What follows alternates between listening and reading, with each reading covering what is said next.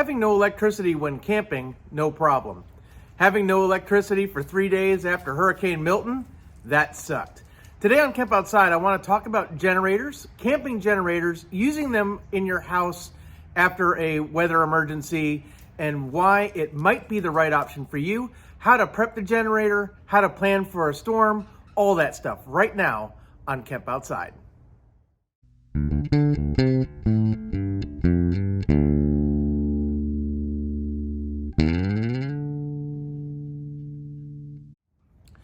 Hey guys, I'm Kevin with Camp Outside, your inside source for all things outside. Today I want to talk about all things generators. Now, we just had Hurricane Milton hit our area. As a matter of fact, the eye of the storm came about 10 miles south of our house. So it hit the west coast of Florida as a strong Category 3 hurricane. We are not too far from the Gulf Coast, so when it came near our home, it was still a very, very strong hurricane. I have seen some pretty strong winds here in my 21 years of living in Florida.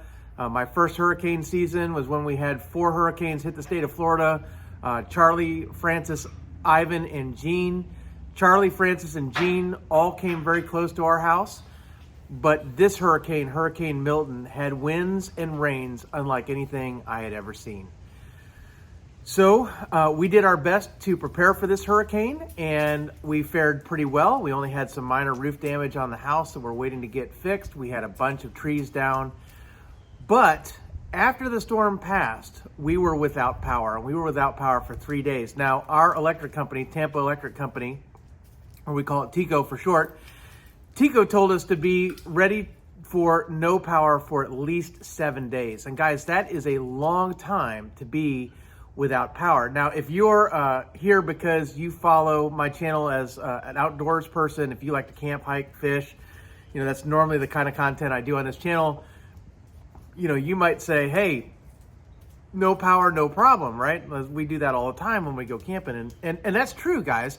But the thing is when we're camping, we're prepared for no electric, right? We have stored our food in coolers or we have battery powered, campers, or, we've got solar, we might have generators on board or whatever. So, we're prepared for that. But at home, when you've got a chest freezer full of food for your family and you've got refrigerators, maybe you've got medication you need to keep cold, diabetics definitely need to keep their insulin cold, whatever, being without power at home is nothing like being without power outside. So if you are joining my channel because you're interested in generators and you're new, welcome. I'm Kevin, and glad that you're here. But basically what we did is we used the Predator 3500 watt generator that we have on our cargo camper to power the essentials in our house. Now, a 3500 watt generator is not a big generator. It is not going to power all of the things in your home, right? And so what you need to do first is decide, do you want to mess with this stuff at all? Do you want a generator? So if you are going to experience a power outage due to a weather event, if it's a hurricane, tornadoes, whatever, wherever you live, whatever the major weather event, winter snowstorms can knock out power up north, right? We don't have that problem here in Florida. Although it is the first cool day, guys. I'm so excited. I get to wear my sweatshirt for the first time this fall. So I'm excited. It's really nice. It's like 51 degrees here in Florida today. I'm super excited about that. I've already seen a whole bunch of my friends complaining that who turned off the heat. Well, if it was me, sorry.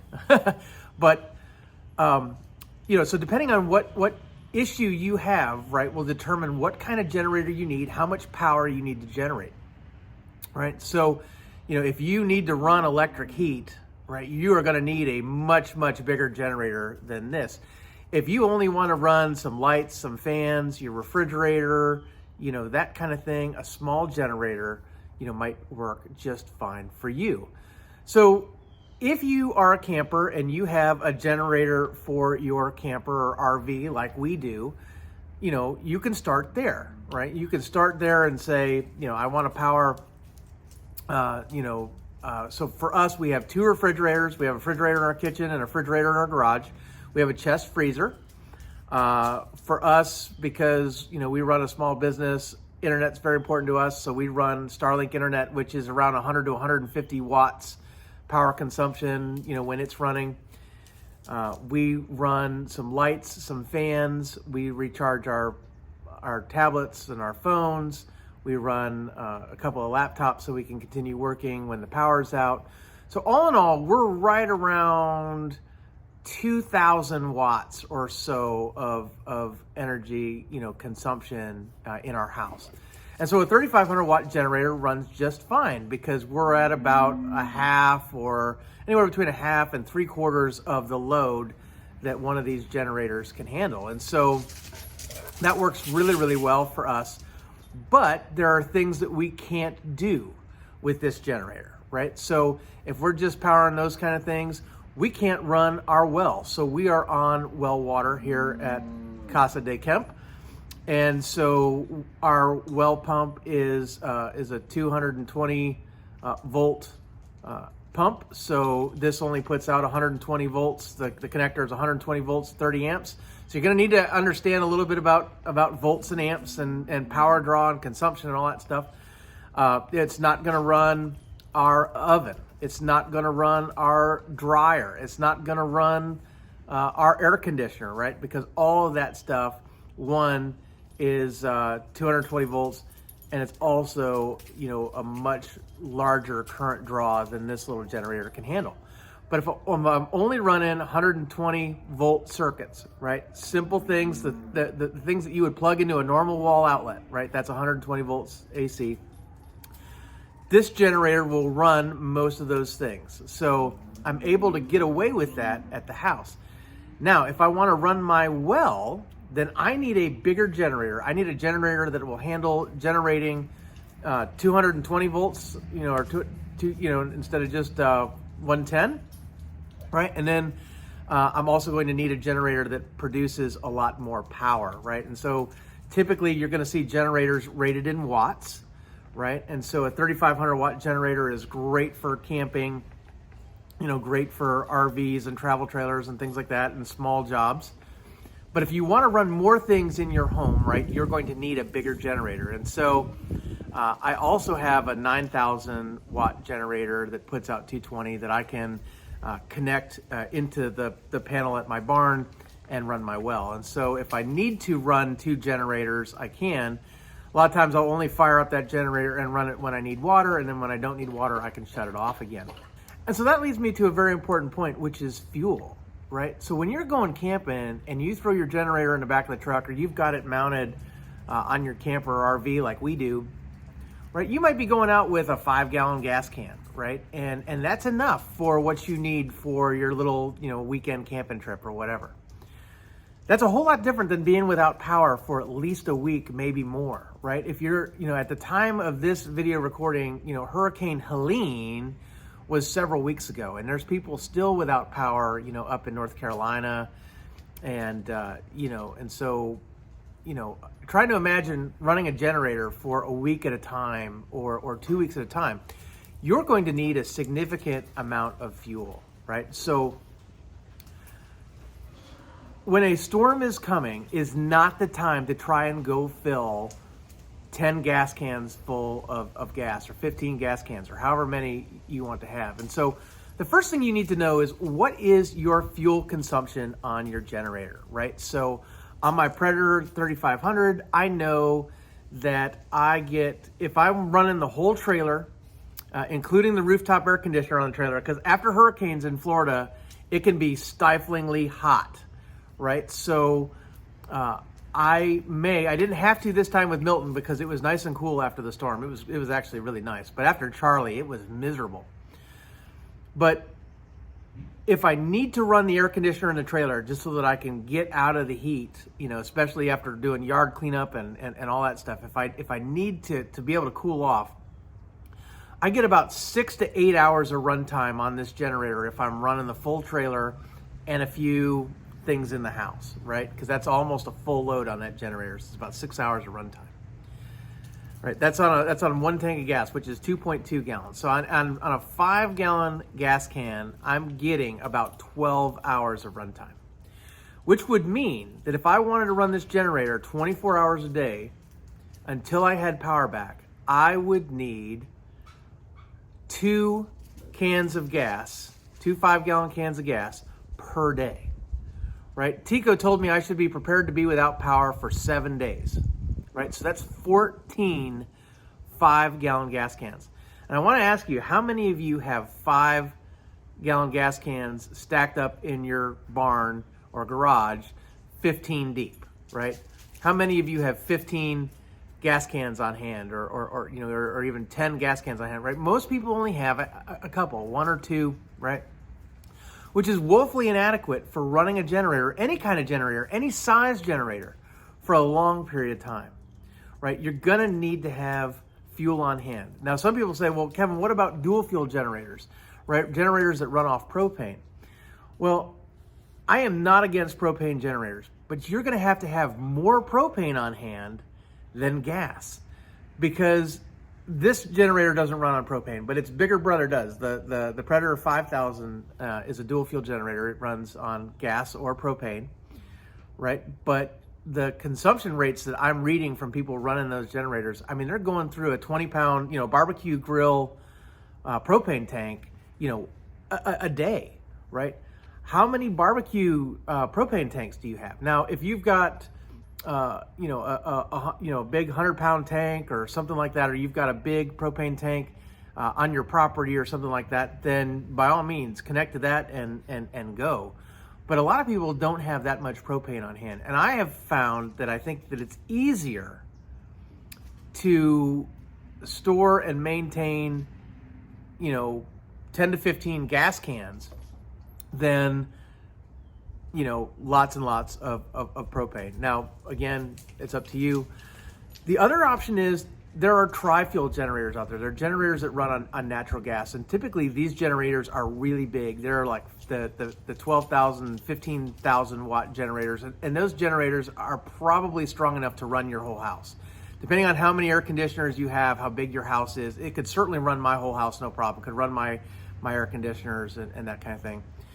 And they can run on natural gas. So if you have a natural gas supply to your house, you can connect that generator right to your natural gas supply. And assuming that there's nothing wrong with the natural gas supply after the storm, you should be able to run that generator, until power is restored. Now, I would hate to see what your gas bill is, but that might be something that you want to do. So, those are the options. But getting back to gas, right, and storing gas, you need to have enough gas on hand to run the generator as often as you want to run it. Now, I don't run my generator 24 hours a day after the storm. I ration my use of the generator. And the reason I do that is to make my fuel run longer, to minimize the amount of hours I'm putting on my generator, and because, quite frankly, I don't need it, right? So during the day, I don't need to run lights, right? I can see. I also have LED lanterns and things like that I put in the bathroom. So one of my bathrooms is a hall bathroom in my house. It doesn't have any windows, so it's dark in there unless you turn on a light. Well, I put an LED lantern in there that runs off AA batteries, right? You just open the lantern and turn it on when you're in the bathroom, and you shut it off when you're not, right? So during the day, I don't need to run lights. Because I camp, I have battery-operated fans I can recharge, so I don't need to run the generator just to run fans. And refrigerators and freezers, guys, don't need to be on power 100% of the time, right? If you, what I like to do is I like to run my generator 4 hours on, 4 hours off. And in the 4 hours that my generator is off, I don't open my refrigerator or freezer. And guys, everything will stay plenty cold, plenty frozen in 4 hours before you fire it up again. So you can do 4 hours on, 4 hours off with your generators, or however you want to run them. And so that way you can significantly save fuel. So I only run my generator about 12 hours per day, right, out of 24. So I can get away with 1 5-gallon gas can per day. So if I have 15 gas cans, I can go 15 days without power, which is twice the amount of time that Tico recommended for this storm, that I be able to be prepared, to not have power. Now, I like to double the estimate, right? Because, quite honestly, it's been 7 days and there are still people without power here in Hillsborough County. So for most people, Tico got that estimate right. But how do you know, whether you're going to be one of the lucky ones that gets power back early or not? And the great thing about gasoline, guys, is even if I stockpile it, right? I've got mowers, I've got boats, I've got chainsaws. I did a lot of chainsaw running after the storm. Cars, if you have, power gets restored on day one, right after the storm for you, that's great, right? Yeah, you've got 15 gallons of gas. Do you not drive cars, right? I mean, gas is very easy to dispose of. Or if you're feeling generous, you can support your neighbors who don't have power yet and are running out of fuel for your generator or for their generator. You can be very generous. So, gasoline is a very easy thing to use, right? So you're never going to regret having an extra can of gas around, right? Because you're just going to pour it in your car afterwards or whatever. Now, another thing I will say about gasoline for generators, guys, is you want to buy ethanol-free gas. So that is different than the gas at the gas pumps. And so if you're new to this kind of stuff, a decade ago now, probably longer than that, we've started making making ethanol from corn, right? And which is a boon to the corn farmers in the Midwest, so they're probably pretty happy about it. And ethanol is mixed into our gasoline at a rate of about 10%, and it works fine in cars, and it actually works fine if you're continuously burning it. But ethanol, when it's stored, especially in like a carburetor or something like in a generator, it gums up the carburetor. And so you want to run ethanol-free gas because it keeps the carburetor in the generator engine from gumming up when it's being stored. So you are going to spend a little more money on ethanol-free gas than ethanol gas. So there is a little bit of cost there, but it's well worth it, because after 6 months of having your generator in the garage and you go out to start it and it doesn't work, and you're paying a small engine mechanic to clean your carb or rebuild your carb, well, all the money that you saved from not buying non-ethanol gas, you just wasted. So definitely buy non-ethanol gas for your gas cans. Find gas stations in your area. So in Florida, Wawa is the gas station that has non-ethanol gas, and so they get all my business for my boats, my small engines, all that stuff. Buy non-ethanol gas. And I want to say something a little bit about budgeting too, guys, because you might be saying, Kevin, a lot of people who watch my channel, right, are people who have families, right? And they're sitting there going, how am I going to go out and buy 10 or 15 gas cans that cost $20 a gas can? Kevin, that's $250 just for the gas cans. Then I've got to fill them. I've got to buy a generator. How am I supposed to afford this? Right? And I've heard this a lot, right? Because I got into some discussions on Facebook, and normally I avoid this kind of stuff. But in the aftermath of the hurricanes, there were people waiting in line at gas stations, the few gas stations that had power. People waiting in line for 5 hours just to fill their cars. Guys, if you know a storm is coming, and I get that, like some places like tornadoes and stuff like that, it's minutes notice, right? I understand that. But if you know a storm is coming, or a winter storm is coming, it's on the forecast or whatever, get your gas well ahead of time. Fill up your tanks in your vehicles before the storm hits. That way you're not waiting in gas lines, the day after a storm or 2 days after a storm or whatever, But if you have gas on hand, right, if you have 10 to 15, gas cans filled up and ready to go, you don't have to worry about gas lines. And I didn't have to worry about gas lines at all. So here's what you do, right? Starting this month, I want you to buy 1 gas can a month until you get as many gas cans as you think you need, right? A lot of us like our Starbucks. I don't drink coffee at all, guys. I think it tastes like heated sewer water. I don't understand why anybody drinks that stuff. You have to put so much stuff in it to actually make it taste good. I don't get it, right? I prefer my caffeine cold, carbonated, and yellow. That's why I drink Mountain Dew Zero. But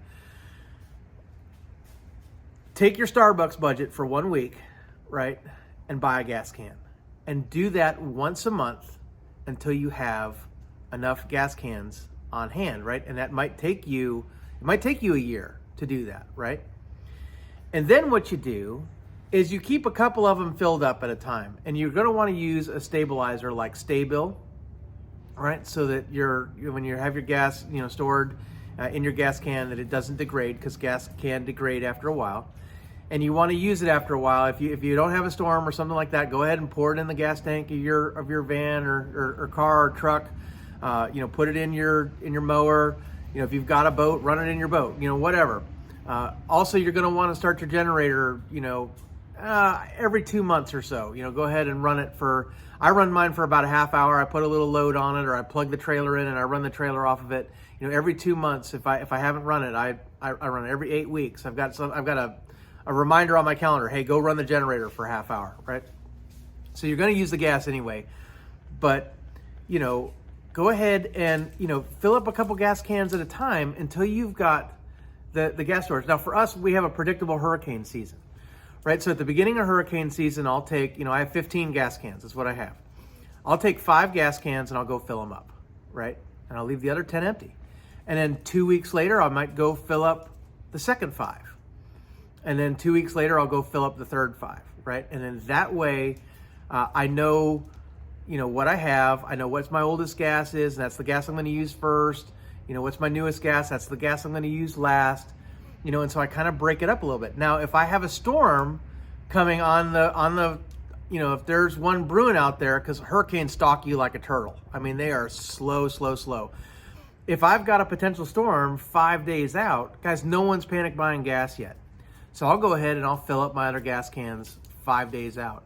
At 3 days, at 2 days, at 1 day out, people start panic buying gas. That's not the time for you to fill your gas cans. It's not the time for you to fill your vehicles if you can avoid it. Now, if you've got a long commute, guys, I get it. I'm not trying to judge anybody. All I'm trying to do is encourage people to be as prepared as they can be for these kind of things, right? So, you're going to want to have that gas on hand so that you can run your generator. So what you need to do, again, is you figure out the runtime of your generator. And you do this, guys, when the power is on, right? So you shut the power off at the main breaker of your house. You connect all your generator, up. If you have a transfer switch, that's the best option, or at least an interlock kit so you can't backfeed the power line.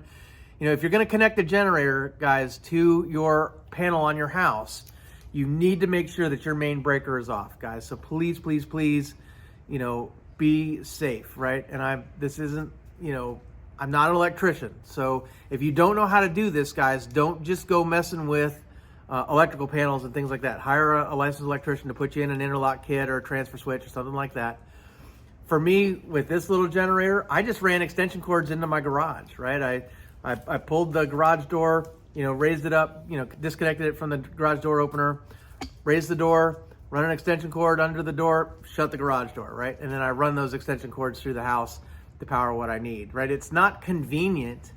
It's not fun, to have power cords, all over the place, but it worked for me, right? And it was 3 days and then I was done, and then I picked everything up and, so, but if you want, if you have a generator that's big enough to feed the panel, make sure that it's done properly. Make sure that you know how to do it, right? When the storm hits, that is not the time to try and figure out how to hook the generator up to the panel, right? You want to know how to do all this stuff ahead of time, right?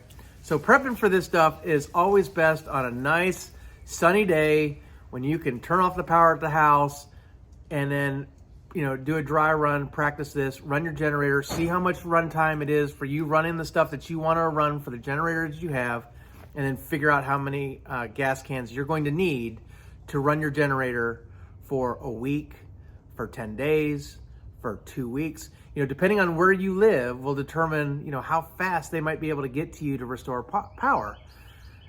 and then you need to have, that kind of fuel on hand. So guys, I hope this was really helpful.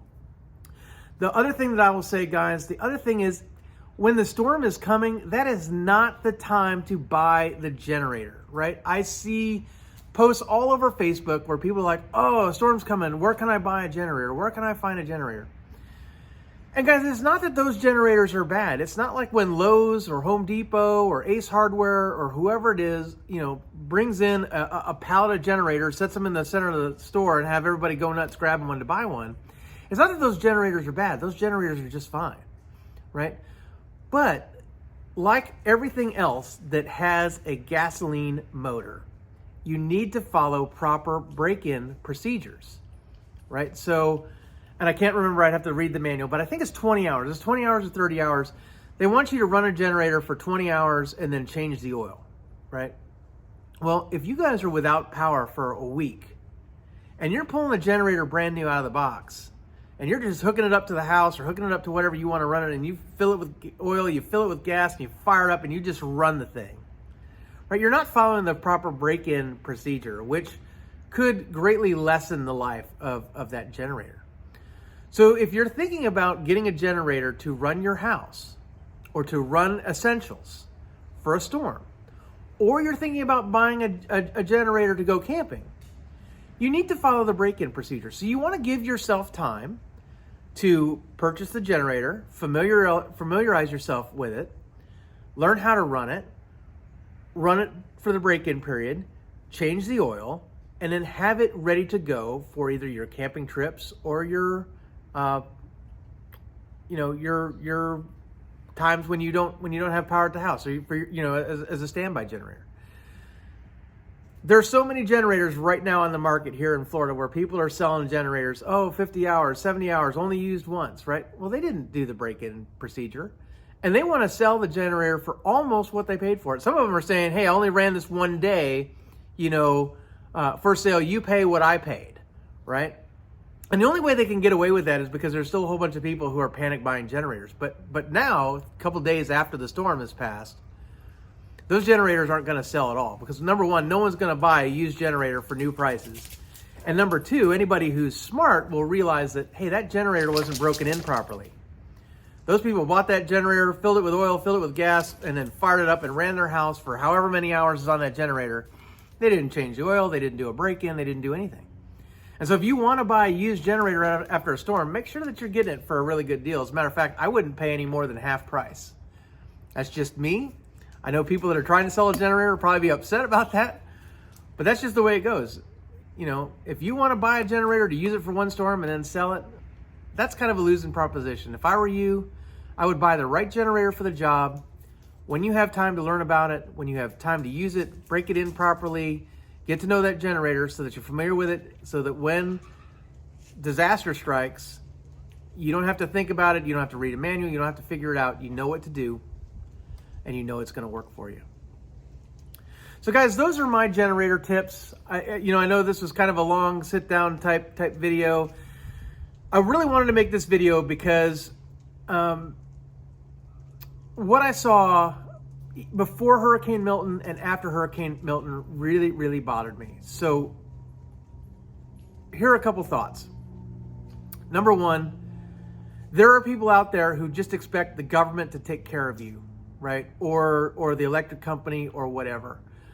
I saw people, in Hillsborough County alone, there were at least 700,000 TECO customers without power. 700,000. A Category 3 hurricane hit the whole county. Tampa's in Hillsborough County, so it is a big, big county, lots and lots of people, right? And TECO brought in linemen from all over the place. We had linemen from California. I think there was somebody from Alberta, Canada, a line crew here. It took them 5 days to get here, They did the best they could. But to expect that right after a storm, you're going to have power immediately, that these guys are going to be able to get out there. We had huge oak trees down everywhere, power lines down, everything. Guys, it just takes time. It doesn't matter how many line crews you can bring in. It just takes time. and they're gonna restore power to the hospitals first, and those kind of things, before, your residential neighborhood or your, rural farm or whatever it is. So, they did the best they could, but there were so many people that were so unprepared for this storm. They didn't bother to prepare ahead of time. They didn't make sure they had enough, non-perishable food. They didn't make sure they had enough water. They didn't make sure, or they did the opposite and they panic bought everything, right? How many rolls of toilet paper do you need for a hurricane? If your answer is more than 10 per person, I seriously question your decision-making ability, because there were people at Costco with carts just full of toilet paper. I don't get it, right? But there are a lot of people who don't do any kind of preparation, and then they just expect, governments, government and NGOs and power companies and whatever to just swoop in and save them.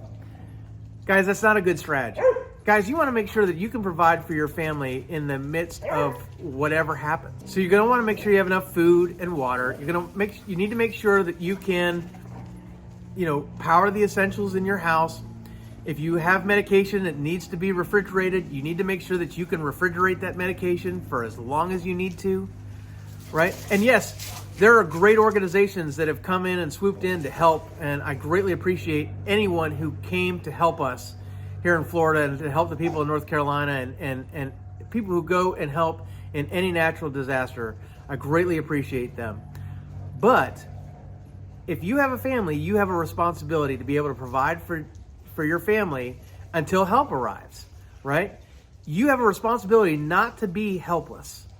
So if you can do the things to prepare, and guys, I know that there are some people that are on fixed incomes and rough budgets, and they're saying, Kevin, I don't know if I can afford a generator. And I understand. I understand that. I do, and I sympathize, right?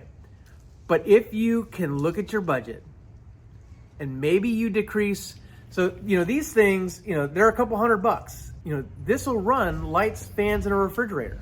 This will run the essentials. Buy one gas can a month. Fill up gas cans a couple at a time. Save and buy a small generator. Guys, these things will greatly increase your resilience if something happens, right? So, I also got accused of hoarding gas. A woman on Facebook said that I was keeping gas from the people who need it. And I was like, lady, you don't know what you're talking about, because I bought my gas long before the storm even hit.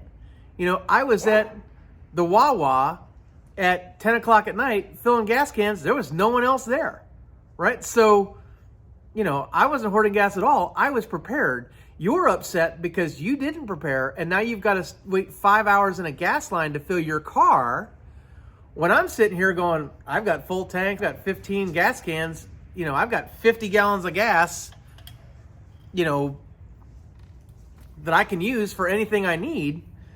You're just mad at me because I prepared and you didn't. Well, to those people, too bad. Are you going to be one of the people who prepares?